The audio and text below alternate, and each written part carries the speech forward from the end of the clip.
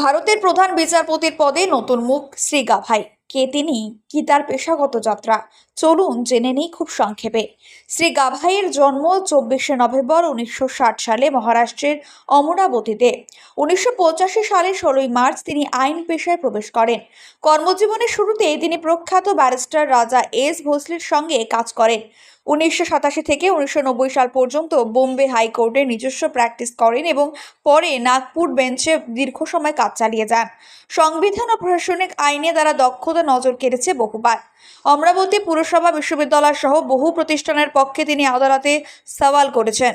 1992-93 সালে তিনি সহকারী সরকারি কৌশলী এবং পরে 2000 সালে সরকারি আইনজীবী হিসেবে নিযুক্ত হন। 2003 সালে বোম্বে হাইকোর্টের অতিরিক্ত বিচারপতি এবং 2005 সালে স্থায়ী বিচারপতি পদ পান। 2019 সালের 24শে মে তিনি সুপ্রিম কোর্টের বিচারপতি হিসেবে দায়িত্ব গ্রহণ করেন। এই সময় তিনি প্রায় 700টি বেঞ্চে বসেছেন এবং 300-রও বেশি গুরুত্বপূর্ণ রায় লিখেছেন। আন্তর্জাতিক ক্ষেত্রেও তার পদচারণা প্রশংসনীয়। তিনি অংশ নিয়েছেন আমেরিকা, ইউকে, মঙ্গোলিয়া, কেনিয়ার সম্মেলনে এবং বক্তৃতা দিয়েছেন হাভার্ড ও কম্বোডিয়ার মতো প্রতিষ্ঠানে। তিনি প্রধান বিচারপতি হিসেবে দায়িত্ব পালন করবেন 23শে নভেম্বর 2025 পর্যন্ত। শ্রী গাভাইয়ের নেতৃত্বে ভারতের বিচার ব্যবস্থা আরও সুসংগঠিত ও ন্যায়সঙ্গত হবে, এটাই দেশের প্রত্যাশা।